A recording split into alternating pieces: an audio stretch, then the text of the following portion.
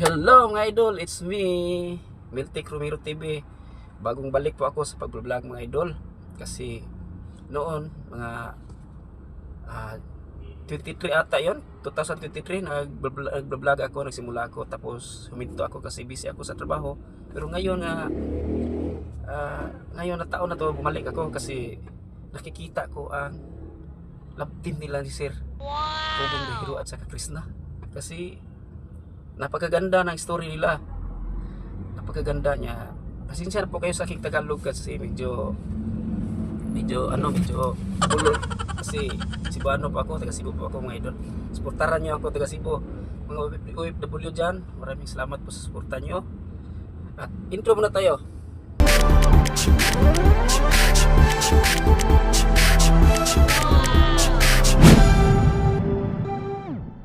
Ayan, tingnan nyo mga idol ha. May pakita ako sa inyo ngayon nga video nila ni Krishna at ni Sir Pugong. Yung nagdidate sila mga idol ba. Tingnan nyo mga idol. Ang yakap nila. Ayun. Ang yakap nila mga idol, parang hindi na po teleserye. Pero mayroong pakiramdam ko parang ano pa sa Tagalog yung anong nagkadibilupan ba sa Bisaya. Ano yun sa Tagalog? May lihim na pagtingin sa isa't isa. Hindi naman po sa gano'n na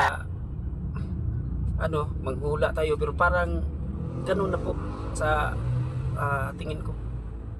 At swerte silang dalawa mga idol, hindi po si Irna, si Krishna ang swerte, hindi po si Pugong ang swerte.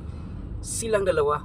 Sir Pugong, salute ako sa iyo. Napaka-gentleman mong mag-propose ng sa Bisaya manguyab, sa Tagalog mangligaw. Respetado ng tao. Sabi mo sa mga magulang, nakikita ko sa nakaraan na vlog mo na sabi mo sa nanay ni Krishna na na-pull ka, na love at first sight ka ni Krishna. Pero hindi ka nagmamadali. Dinadaan mo sa tamang proseso. Yan ang gusto ko sa iyo, Mr. Pugong Bihiro. Napaka-gentleman mo. Napaka-gentleman mo talaga. Salute ako sa iyo. Simula noong nagbablog ka, mga 2020 yata, si Sir Paul, yung Pugong Bihiro, 21 o 20, comment ba o 21 o 20, nakasubaybay na po ako sa inyo. Talagang fans na kita, Sir Pugong. Credit po sa iyong video ha. Kumukuha lang ako ng kunting clip, pero okay, credit sa iyong video. Napakaganda ng istorya ng idol kasi si Sir Paul, charity vlogger po siya, isa po sa pinakamayaman na vlogger po sa Pilipinas, di ba? Tapos Irna mahirap. Si Krishna, ano pa ko? Irna naman. Sino bang Irna? Krishna pala. Mahirap siya na probinsyana na babae pero responsible na anak, di ba? Sabi niya nagtrabaho siya sa Davao. Tapos sinusuportahan niya yung magulang niya, ang mga kapatid niya. Tapos napintig po ako sa kanyang istorya. Ano ba yung sa Bisaya, yung giganahan ba sa istorya? Bisag yung anita minyo, ako meron akong asawa, meron akong pamilya, pero sa ganitong edad ko, naka-line of 4 na po ako, pero kinikilig pa rin tayo. Kinikilig pa rin, lalo't na mga OFW dyan. Meron na tayong abangan na bagong teleserye po. Mga 2 hours. Namiss kita kasi kagad. Ito ba? Siyempre. Sanay kasi ako nandito ka lang lagi sa tabi ko. Thank you. Yan. Napakagandang istorya po ito. Kasi subaybayan natin to hanggang sa ikakasal na sila. Kasi sa totoo lang, sa tingin ko, totohanin nila to. Hindi lang po teleserye po. Totohanin nila. Napakaganda ng love story nila. Kasi sa vlog lang po sila nakikita. Bisa believe ko kayo ni Sir Pugong manguyab. Believe ko sa iyo, sir. Napaka gentleman at saka napaka romantic po. Idol po kita. Mula noon, sana magkita po tayo. Kasi talagang idol po kita, sir. Kahit hindi pa ka naggawa-gawa ng teleserye, nakasubaybay na po ako sa inyo.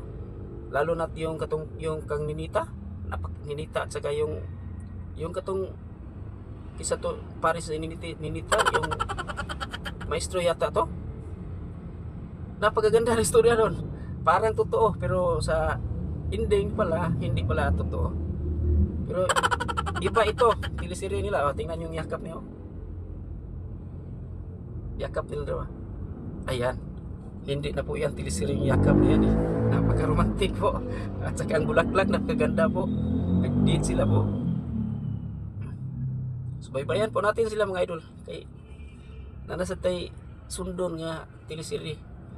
Parang bumabalik tayo sa pagkabata. What? Napaka ay basta idol natin yung mga artista, di ba? Kunwari sa artista. Sinusubaybayan natin yan, di ba? Ito pa kaya na hindi na to drama, pang totoong buhay na to. Sabi ni Sir Paul, magpakasal sila, pakasal din daw sila sa Mindoro at saka sa Davao yata. Davao nila Krishna mga idol. So yun lang po mga idol. Sana po mag-subscribe po kayo sa aking channel at saka pakisusuportar naman po kasi bagong balik po ako sa vlog.